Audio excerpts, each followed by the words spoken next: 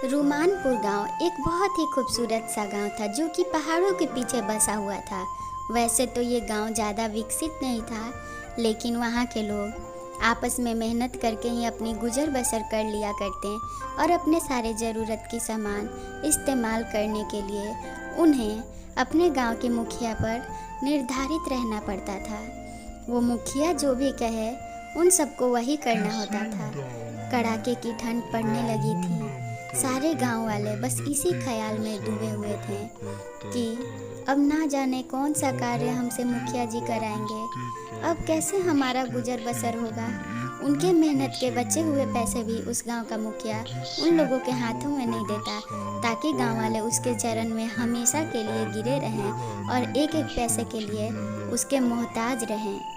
गांव वाले कोई भी योजना बनाते सारी योजना फेल हो जाया करती थी, क्योंकि जब भी कोई हिम्मत दिखाता मुखिया के आदमी उन लोगों का घर बर्बाद कर दिया करता था।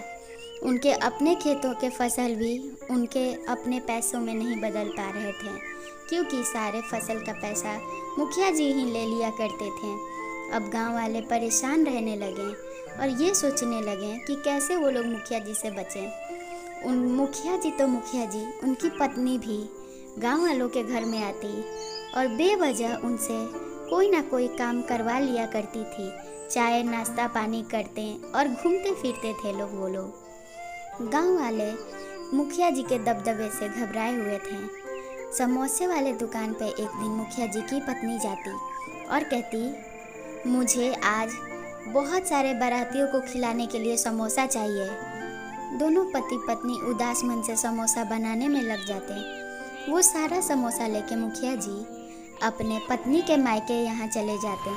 उधर से आने में थोड़ी देर हो जाती और फिर वो लोग एक जंगल की झोपड़ी के पास रुक जाते। झोपड़ी के पास वो लोग कुछ ऐसी घटना देखते हैं जिसे देख वो लोग चकित हो जाते हैं। वो लोग देखते हैं कि उस जंगल की पक्षियाँ आपस में योजना बना रही हैं और बातें कर रही हैं। पक्षियों का मालिक कल्लू कौआ था। कल्लू कौआ सबको हिम्मत दे रहा था और धैर्य रखने को कह रहा था। बारिश की कहर में सबके घोंसले टूट चुके थे। कल्लू कौआ सबको कहता है, मैं तुम लोगों का मुखिया हूँ और मेरा फ़र्ज़ बनता है कि बुरे समय में मैं तुम लोगों का साथ दूँ।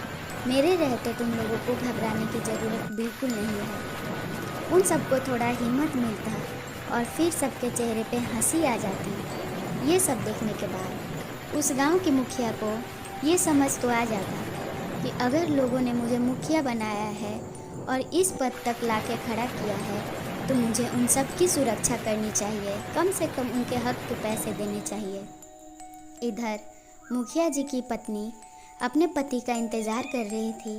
रात में डर लगने लगता, तभी एक अम्मा को बुलाती और उन्हें रोक के कहती, अम्मा, जब तक मेरे पति नहीं आ जाते आप यहाँ रहेंगी क्या? गांव वाले उन्हें धमकी दे सकते थे मुखिया जी के गैर मौजूदगी में, या फिर उनकी पत्नी को नुकसान पहुंचा सकते थे, लेकिन किसी ने ऐसा कुछ नहीं किया। उल्टा मुखिया जी की पत्नी की उन लोगों ने देखभाल की, इससे कि मुखिया जी की पत्नी बहुत शर्मिंदा हो जाती। उसे रातों रात ये बात समझ आता और वो कहती, कल सुबह ही मैं अपने पति से बात करूँगी और गाँव वालों की अच्छाई के बारे में बताऊँगी। मेरी आँखें खुल चुकी है। जैसे ही रात ढलती और सुबह आती तो मुखिया जी भी इसी विचार से अपनी पत्नी के पास आते। दोनों मिलके खुशी खुशी अपने गांव के एक मजदूर के यहाँ शादी में जाते। शादी में जाने के बाद वो लोग ये सोचते हैं कि कैसे वो सबका सामना करेंगे। गांव वाले उनके सामने कहते हैं, मुखिया जी आप हमारे यहाँ शादी में आए, ये तो बहुत बड़ी बात है, हमारे इतने भाग्य खुल गए। सभी घबराए हुए थे, लेकिन मुखिया जी खुशी खुशी कहते हैं कि आप लोगों को घबराने की ज़रूरत नहीं है, हम लोग यहाँ शादी एंजॉय करने आए हैं। हमारी आंखें खुल गई कि आप लोगों के वजह से ही मैं भगवान बना फिरता हूँ और मैं आप लोगों की ही कोई इच्छा पूरी नहीं कर पाता।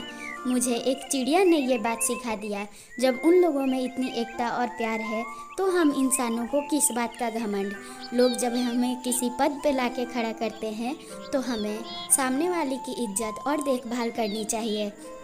ना कि उन्हें डरा के और धमका के रखना चाहिए।